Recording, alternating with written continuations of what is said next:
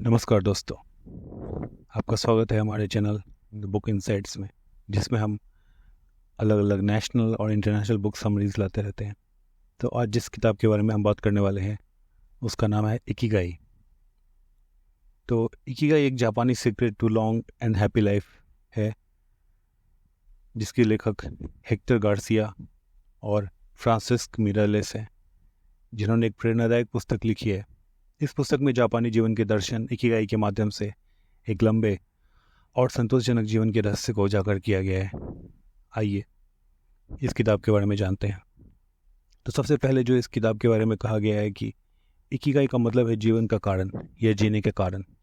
Japan के Okinawa द्वीप पर रहने वाले लोग, जो दुनिया में सबसे लंबे समय तक जीवित रहते हैं, उनके जीवन में इकिगाई की महत्वपूर्ण भूमिका होती है।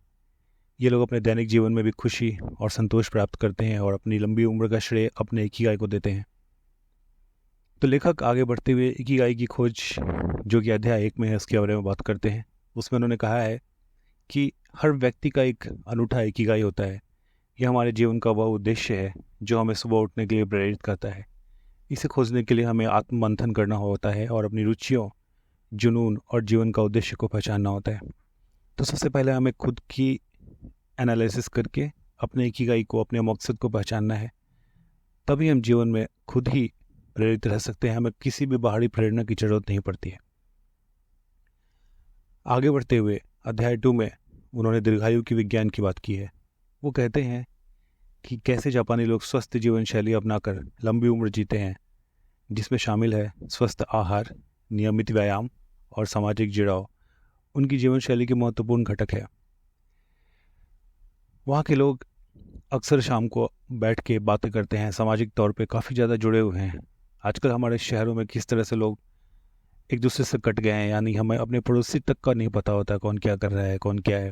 पर वहाँ ऐसा नहीं है। ओकिनावा आइलैंड में हर कोई स्वस्थ आहार, नियमित व्यायाम और सामाजिक जुड़ाव को बहुत ही उत्सुकता से और काफ़ी कड़ाई से इसका पालन करते हैं। उनकी ज़िंदगी में प्राकृतिक रूप से वो चीज़ें हैं जिसके लिए शहर के लोगों को प्रयास करना पड़ता है। आगे बढ़ते हुए अध्याय 3 में हल्का और सक्रिय जीवन का जिक्र किया गया है। इस अध्याय में लेखक बताते हैं कि शारीरिक गतिविधि और हल्का भोजन दीर्घायु के लिए काफ़ी महत्वपूर्ण है। ओकिनावा के लोग अपने दैनिक जीवन में काफ़ी सक्रिय रहते हैं और कम कैलोरी वाला आहार लेते हैं, जो उन्हें स्वस्थ और फिट रखता है। तो वहाँ के लोग काफ़ी जागरूक हैं, जो खाना कम खाते हैं और नियमित व्यायाम को अपने जीवन का हिस्सा बनाते हैं। आगे बढ़ते हुए लेखक ने अध्याय 4 में तनाव का प्रबंधन का जिक्र किया है। तनाव कम करने के लिए जापानी लोग ध्यान और योग जैसी तकनीक का प्रयोग करते हैं। इस अध्याय में लेखक बताते हैं कि कैसे मानसिक शांति और तनाव प्रबंधन के माध्यम से हम अपने जीवन को संतुलित और खुशहाल बना सकते हैं। तो तनाव कम करने के लिए जो है, मानसिक शांति बहुत ज़रूरी है और तनाव प्रबंधन भी काफ़ी ज़रूरी है, जिसके माध्यम से ओकिनावा के लोग काफ़ी खुशहाल और संतुलित जीवन व्यतीत करते हैं। आगे बढ़ते हुए अगले अध्यायों में सामाजिक संबंध की चर्चा की गई है, जिसमें सामाजिक संबंध और समुदाय की भावना इकिगाई की महत्वपूर्ण तत्व हैं। ओकिनावा के लोग अपने परिवार और दोस्तों के साथ घनिष्ठ संबंध बनाए रखते हैं, जिससे उन्हें मानसिक और भावनात्मक समर्थन मिलता है। जैसा कि हम आजकल शहरों में देखते हैं कि अपने घर के लोगों से ही काफ़ी बातचीत कम हो जाती है। सोशल मीडिया की इस दौर में लोग काफ़ी ज़्यादा अलग थलग, अकेला महसूस करते हैं। बट इसके इतर ओकिनावा में लोग अपने परिवार और दोस्तों के साथ काफ़ी ज़्यादा घनिष्ठ हैं, जिससे उन्हें भावनात्मक रूप से और मानसिक रूप से कभी समस्या नहीं आती है।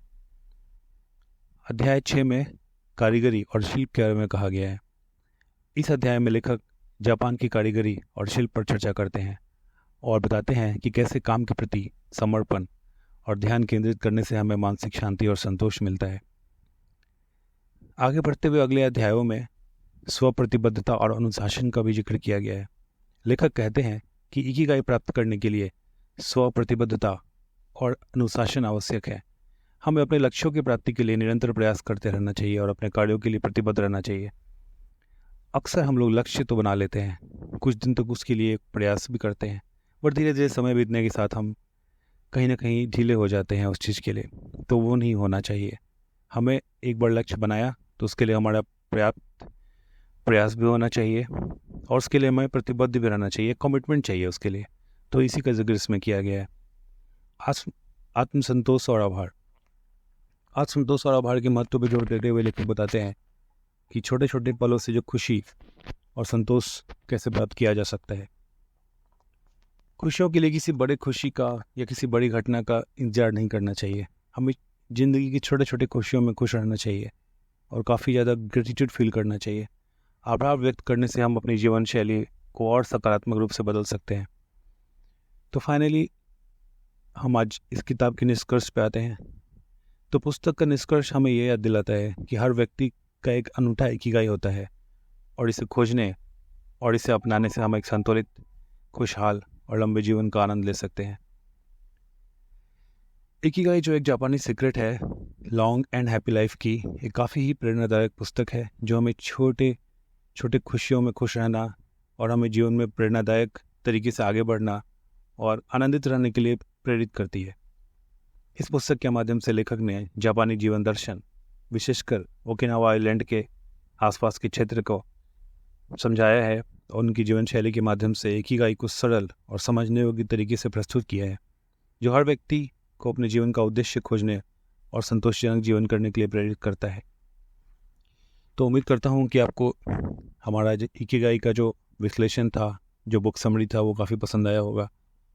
तो अगर आपको हमारी बुक समरी अच्छी लगी तो प्लीज़ सब्सक्राइब बटन हिट करके जाइएगा, लाइक कीजिएगा और अगर चाहते हैं तो अपने दोस्तों और रिश्तेदारों के साथ इस चैनल को शेयर भी कर सकते हैं, वीडियो को भी शेयर कर सकते हैं। धन्यवाद दोस्तों। आज के लिए बुक समरी यहीं तक। अगली बार फिर किसी बुक समरी के साथ आपके साथ जुड़ूंगा। तब तक के लिए गुड बाय।